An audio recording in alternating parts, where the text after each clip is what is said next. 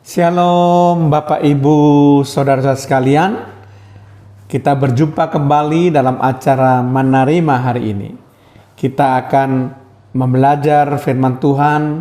Kita akan mencoba untuk menggali kebenaran firman Tuhan melalui renungan firman Tuhan singkat yang tentu akan memperkaya rohani saudara. Alangkah baiknya jika kita terus mengisi hidup kita dengan firman Tuhan. Tetapi alangkah baiknya kita mohon pimpinan Roh Kudus, kita buka terlebih dahulu melalui doa sehingga acara kita ini betul-betul bisa bermanfaat untuk membangun kehidupan rohani saudara. Terima kasih Tuhan kalau kami masih diperkenankan untuk berjumpa dengan acara Menerima hari ini. Kami ingin belajar terus kebenaran firman Tuhan melalui renungan firman Tuhan singkat tuh. Kami tahu firman-Mu adalah pelita bagi kaki kami dan terang bagi jalan kami Tuhan. Bahwa manusia hidup itu bukan saja dari makanan jasmani, tetapi dari setiap firman yang keluar dari mulut Allah. Terpujilah nama-Mu Tuhan, di dalam nama Tuhan Yesus Kristus kami peralaskan doa kami dan mengucap syukur. Haleluya. Amin. Bapak Ibu Saudara-saudara sekalian, topik yang akan kita bahas dalam Menerima hari ini pada edisi kali ini adalah tantangan bagi pelayan Tuhan yang melayani.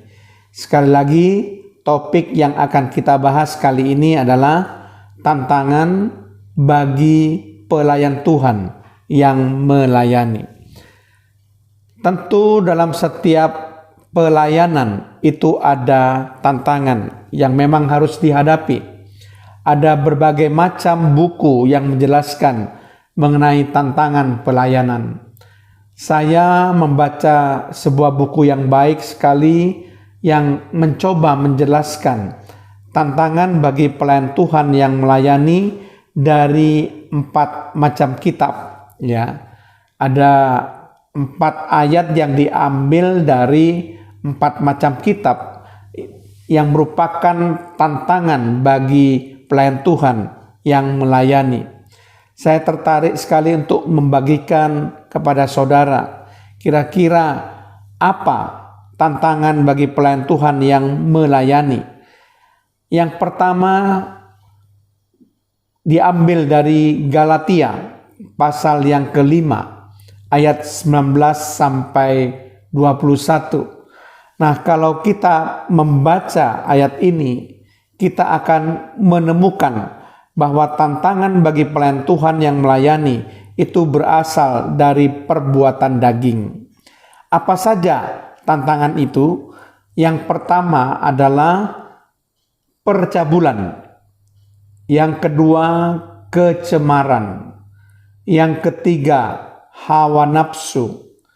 Yang keempat, penyembahan berhala. Yang kelima, sihir. Yang keenam, perseteruan. Yang ketujuh, perselisihan. Yang kedelapan, iri hati. Yang kesembilan, amarah. Yang kesepuluh, kepentingan diri sendiri. Yang kesebelas, percideraan. Yang kedua-belas, roh pemecah. Yang ke-13, kedengkian. Yang ke-14, kemabukan. Yang ke-15, pesta pora. Nah, ke-15 hal ini merupakan tantangan bagi pelayan Tuhan yang melayani. Kalau ini dilakukan, maka pelayanan menjadi tidak berkenan kepada Allah. Kemudian ayat yang kedua yang menjelaskan tantangan bagi pelayan Tuhan yang melayani itu diambil dari 2 Timotius pasal yang ketiga ayat 2 sampai 4. Nah, apakah tantangan bagi pelayan Tuhan yang melayani menurut ayat ini? Yang pertama, mencintai diri sendiri. Yang kedua, menjadi hamba uang. Yang ketiga, membual. Yang keempat, menyombongkan diri. Yang kelima, pemfitnah. Yang keenam, berontak terhadap orang tua. Yang ketujuh, tidak tahu berterima kasih. Yang kedelapan, tidak mempedulikan agama. Yang kesembilan, tidak tahu mengasihi. Yang kesepuluh, tidak mau berdamai. Yang kesebelas, suka menjelekkan orang.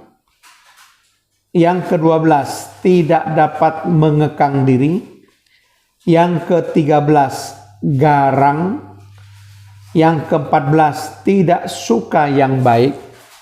Yang ke-15, suka mengkhianat.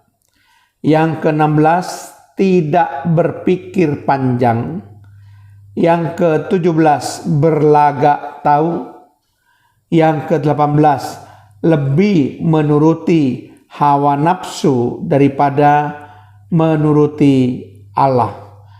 Itu adalah ke-15 tantangan bagi pelayan Tuhan yang melayani menurut 2 Timotius pasal yang ketiga ayat 2 sampai 4. Kemudian saudara, yang ketiga diambil dari surat 1 Korintus pasal yang ke-6 ayat 9 sampai 10. Tantangan bagi pelayan Tuhan yang melayani menurut surat 1 Korintus pasal 6 ayat 9 sampai 10 adalah yang pertama, orang-orang yang tidak adil. Yang kedua, orang cabul. Yang ketiga, penyembah berhala.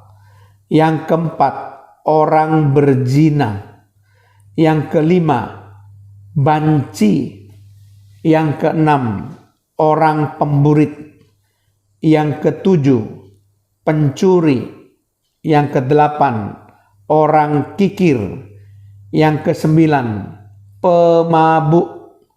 Yang kesepuluh, pemfitnah. Dan ayat yang ke-11, penipu. Jadi ada 11 tantangan bagi pelayan Tuhan yang melayani menurut surat 1 Korintus 6 ayat 9 sampai 10. Kemudian yang terakhir diambil dari Amsal pasal yang ke-6 ayat yang ke-17 sampai 19. Tantangan bagi pelayan Tuhan yang melayani adalah mata sombong, itu yang pertama. Yang kedua, lidah dusta. Yang ketiga, tangan yang menumpahkan darah orang yang tidak bersalah. Yang keempat, hati yang membuat rencana-rencana yang jahat. Yang kelima, kaki yang segera lari menuju kejahatan.